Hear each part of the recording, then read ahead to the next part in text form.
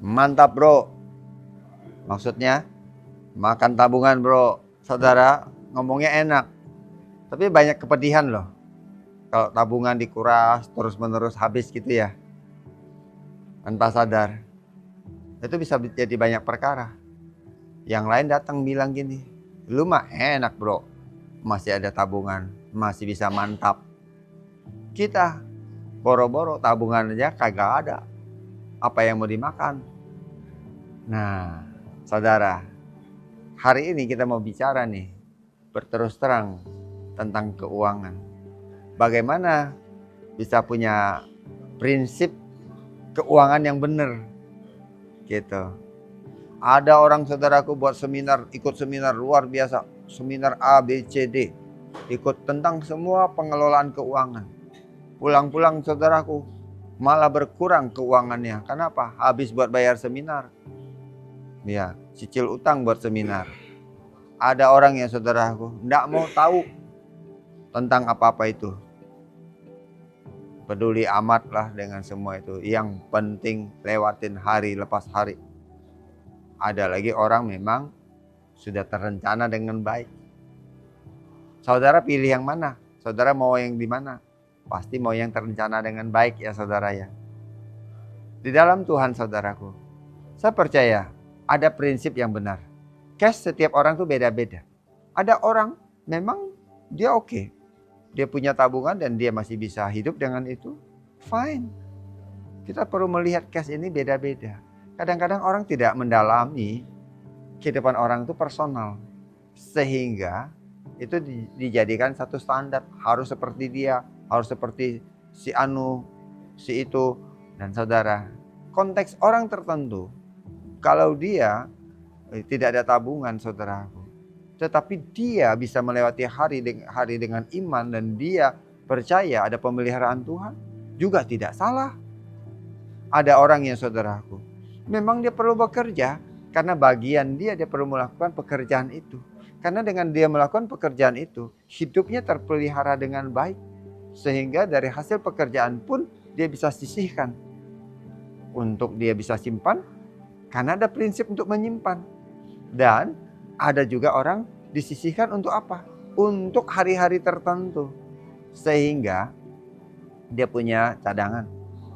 Kan Yusuf juga di 7 tahun masa kelimpahan itu menyimpan untuk 7 tahun masa kekurangan.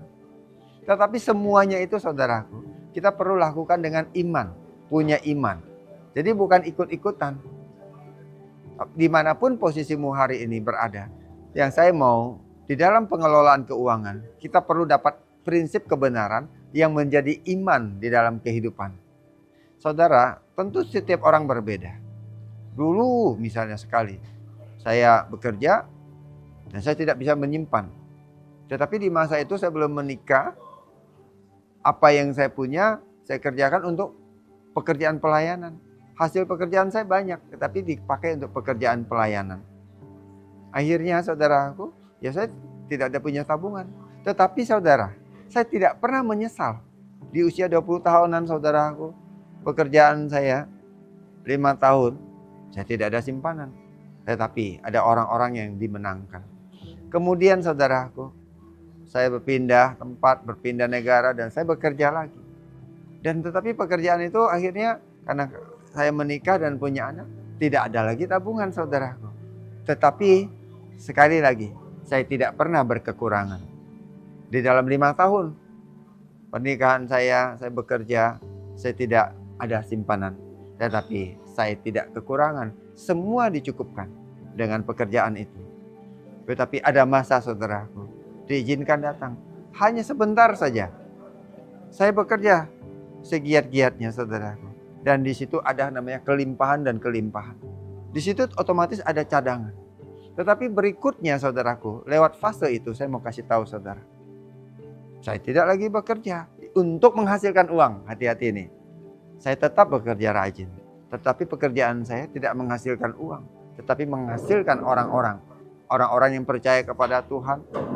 Orang-orang yang dimenangkan. Orang-orang yang diubahkan di dalam Tuhan. Dan hal ini menjadi sangat menarik. Nah bagaimana dong hidupnya? Ya tentu ada penyediaan dari hasil sebelumnya. Tetapi manakala hasil itu habis, gimana dong? Saudara, ini yang menarik. Saat kita fokus kepada Tuhan, sampai hari ini, sekalipun saya sudah harusnya habis dari tahun-tahun yang sebelumnya, Tuhan memelihara saya dengan caranya Dia. Jadi sekarang bagaimana kalau kita mau bicara tentang kelimpahan, tentang pengelolaan keuangan, tentang keterbatasan? Hal pertama apa? Dapatkan iman. Di mana engkau berada, dimanapun posisimu, engkau perlu punya iman bahwa Tuhan, Dia memelihara hidupmu dengan kelimpahannya, dengan kecukupannya. Karena juga ada ayat berkata, cukupkanlah dirimu dengan apa yang ada padamu. Sampai satu titik saya bisa memahami, sangat dapat memahami kenapa Paulus berkata, bagiku tidak ada yang menjadi rahasia, baik dalam hal kekurangan maupun dalam hal kelimpahan. Maksudnya kekurangan bukan berarti dia tidak makan. Dia terbatas tetapi dia dapat mencukupkan dengan apa yang ada padanya. Saya pernah mengalami tahun-tahun itu.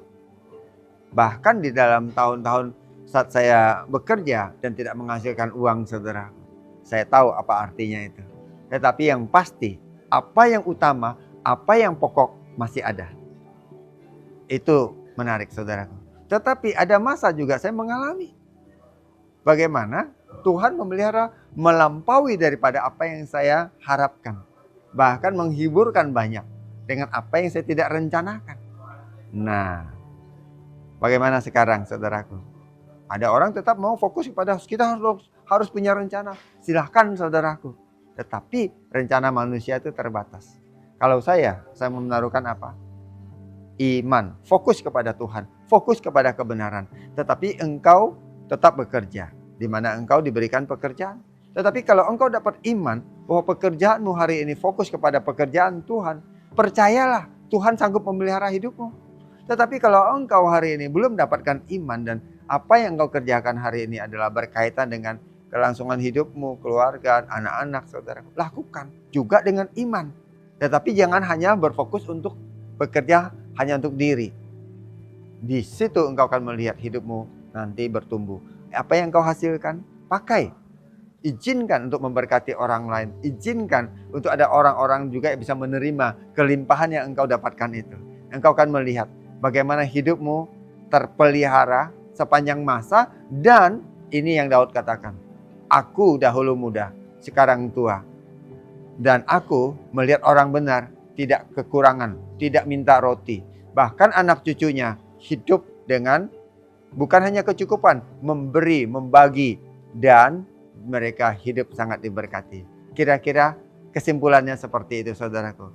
Orang benar itu hidup oleh iman.